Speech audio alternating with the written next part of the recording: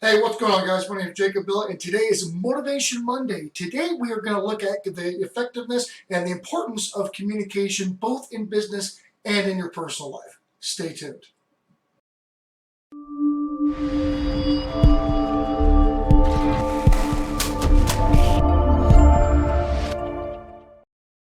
Hey again, so welcome back again. My name is Jacob Bell. I'm the CEO of Billett Enterprises, and today's a little bit of a different Motivation Monday. I'm currently kind of going through a back injury.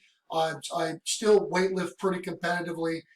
Yesterday, I kind of ran into an issue with some heavy shrugs, and my back's a little tweaked right now. So I should be back in the gym tomorrow. Typically, these videos are done while I'm in the parking lot, taking my pre-workout shake, kind of getting everything going. And typically, these are put out early in the morning for everybody to wake up and kind of get their juices flowing in the morning. So it's a little bit later. I had to sleep in a little bit. Actually, I sleep on the couch because my bed was just a little too soft for my back right now. So I had to get in some extra sleep, and I do apologize for the late post. So again, we're looking at communication, right? So what is the importance to communication in your personal life as well as your business life? Well, a lot of people suck at communication, right? Not only do you need to articulate your words and speak to somebody and have a concise meaning and have a purpose for the speech, but the person who's receiving that information also needs to do something that's called active listening. Active listening is a very, very difficult thing to master, not only, let alone trying to use it, but trying to master it and really understand what people are telling you is a very hard thing to do. So first, it's going to be the person that's sending the signal, right? So when you're communicating with somebody, first of all, you need to take your bias out. You need to take any kind of games you're playing out, the whole letters. If you're trying to do effective communication, it needs to be what your point is across and putting it in a way that you're understanding who your audience is, right? So if you're talking to somebody about, say, astrophysics, and this person has an elementary understanding of really anything, it's very, very hard to talk to that person. So you need to kind of understand what they understand. You don't need to be condescending, but you need to talk to them in a manner that they understand, because you'll start getting the head bob and and they have no idea what you're talking about. A perfect example is when I go into business partnerships, right? So there's a lot of things in business that I understand, and I understand quite well.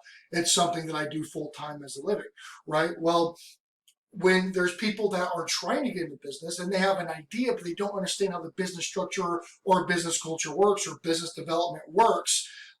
When I talk to them about certain things, a lot of the stuff they really don't understand. So what I need to do, and that's why like mapping is a really, really good idea. That is why business plans are a good idea. Case studies is a good idea. Being able to put it down and show them and walk them through is a very, very crucial factor. And it's what has not only retained people with my company, but has brought people in, which they don't fully understand what I do, but the results speak for what I do. And then, I obviously give them the reports and everything else, and they can kind of document and see, what's going on with their company and where their money's going, right? So that's a very, very big thing. And again, you need to have a mission. Like, what is the purpose of the communication, right? Like they typically say that sometimes or most times the wisest person in the room is the person with the fewest words. And that really does have a significant impact, because if you're the person that's kind of spouting off all the time, and your information or what you're putting out there, your data that you're putting out there is not productive, or is not does not hold a lot of weight, people start deprioritizing what you're saying. It's kind of like the story about Chicken Little, right? Or screaming that the sky is always falling, or that what you're saying just doesn't matter. Like you're just kind of loud, and then you become annoying, which is kind of how my channel is sometimes, right? So that's a big thing. So again, the power of being an active listener is that when somebody's telling you something, a lot of people have a very, very, very bad habit of formulating what they're going to respond to what's being put out to them before they actually take in the information and digest it. A very, very, very easy way to spot this is when you're talking to somebody and you're talking about something that they might not be familiar with, and you can see them, they're like they're trying to interject before you've even conveyed the main idea to them. Now, there's a little bit of a difference when somebody's trying to stop you because they have a question. That's a little bit different. So when somebody is asking questions and being involved and having that active listening, as long as it's not like a manipulative question, or they're trying to back you in a corner or trying to play word games with you, which a lot of people do. So when you're active listening on something, take that information in and really absorb it. And again, when you have a cognitive bias to certain things that people are telling you, you can't really hear that information, because the first thing you're trying to do is debunk it. Debunk it, debunk it, debunk it. No, no, no, you're wrong, you're wrong, you're wrong.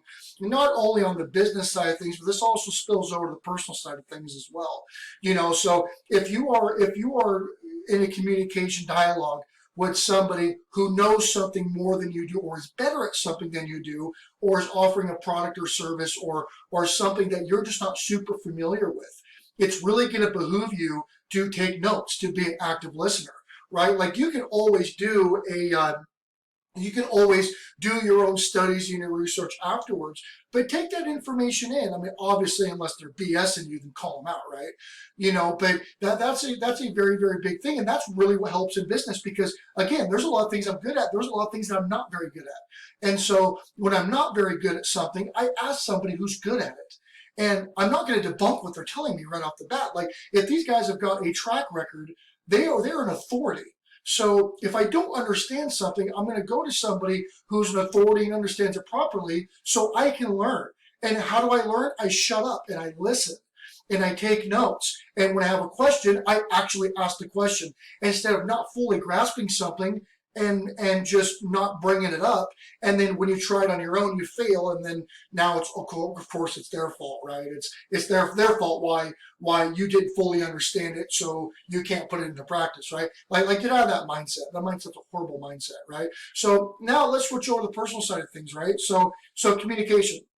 My wife and I have had a very rocky relationship the past first couple of years because communication was very one-sided.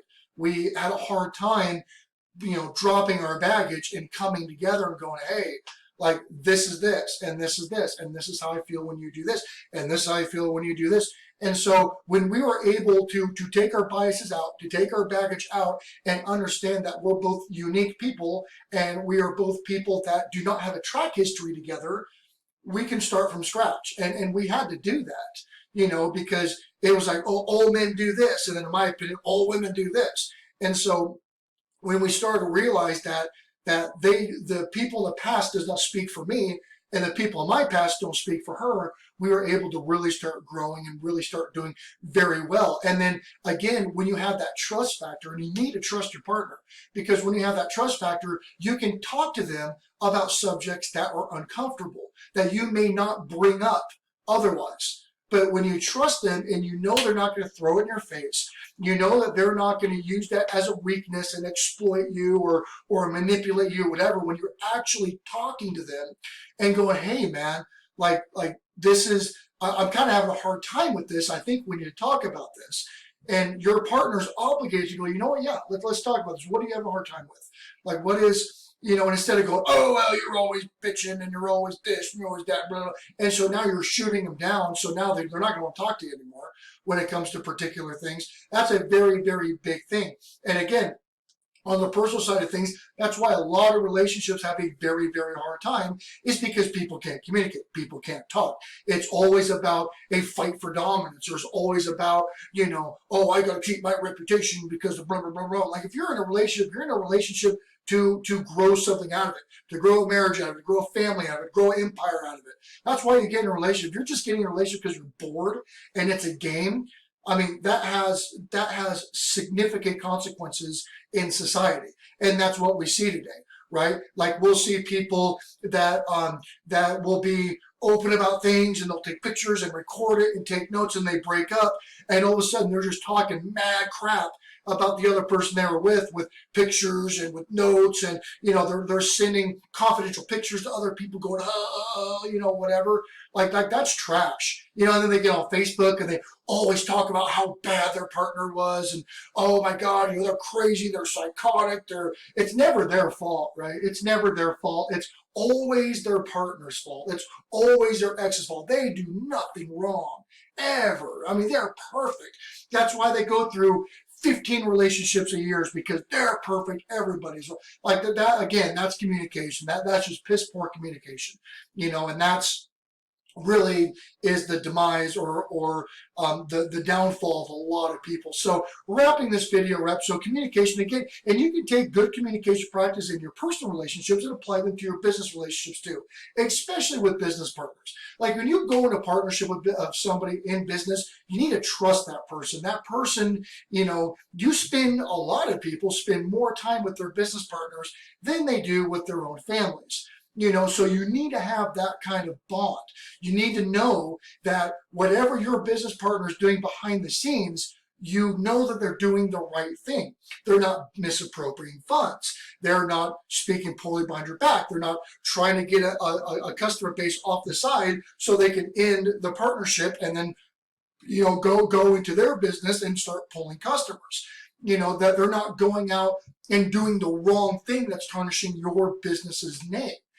These are all really big things, and it all falls down to that communication and that trust. And if you suspect that your partner, personal or business, is doing the wrong thing, you need to, and it's not confronting them, but you need to go, hey, I'm kind of having these thoughts, and this and this and this is pointing me in this direction. What's going on? Because you could be wrong. Shocker, right? Like your thoughts could be wrong. You could be reading too much into something. You could be misunderstanding something.